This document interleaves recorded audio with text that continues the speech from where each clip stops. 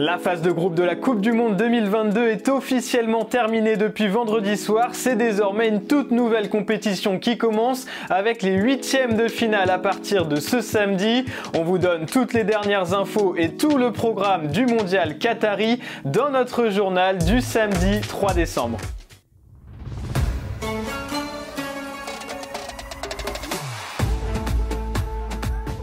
La phase de groupe de la Coupe du Monde 2022 s'est donc terminée ce vendredi soir. C'est l'heure de tirer un premier bilan de ce mondial Qatari avec les trois belles surprises de ce premier tour. Et on commence avec l'Australie qui est sortie deuxième de la poule D à égalité de points avec la France. Une grosse surprise car les Australiens étaient le petit pousset face au Danemark et à la Tunisie.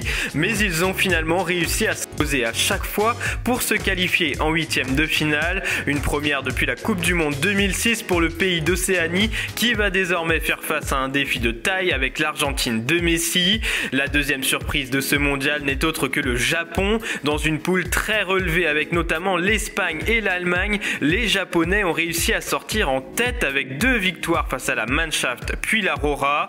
Un véritable exploit pour les Samurai Blue qui peuvent désormais rêver de battre leur record en Coupe du Monde. Jamais le Japon n'a passé le stade des huitièmes de finale. Face à la Croatie lundi prochain, c'est donc une occasion unique de briser ce plafond de verre et pourquoi pas de rêver encore plus loin. Enfin, la dernière surprise de ce premier tour, c'est le Maroc. Là aussi, les Lions de l'Atlas étaient placés dans un groupe très compliqué avec la Belgique et la Croatie, mais l'équipe très solide de Walid Regragui a réussi à sortir en tête et invaincu avec 2 victoires et un nul.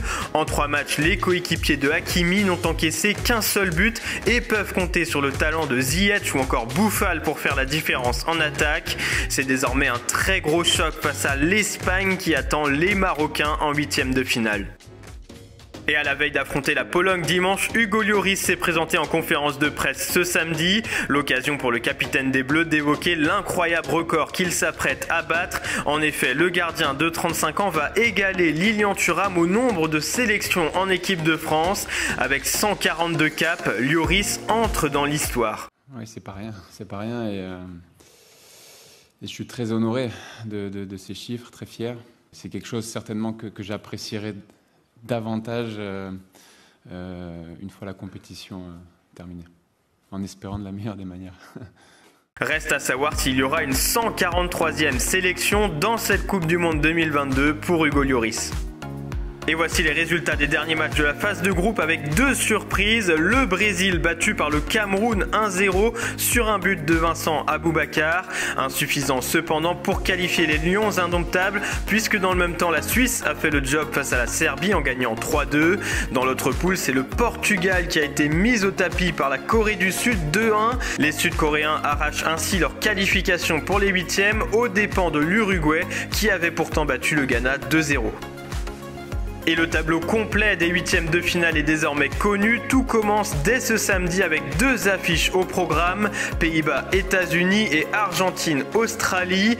Demain, c'est donc l'équipe de France qui fera face à la Pologne à 16 h, alors que l'Angleterre affrontera le Sénégal à 20 h pour déterminer le potentiel adversaire des Bleus en quart.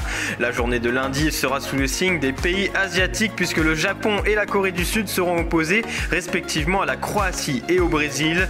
Enfin, mardi, 2 chocs de ces huitièmes sont programmés avec Maroc-Espagne et Portugal-Suisse.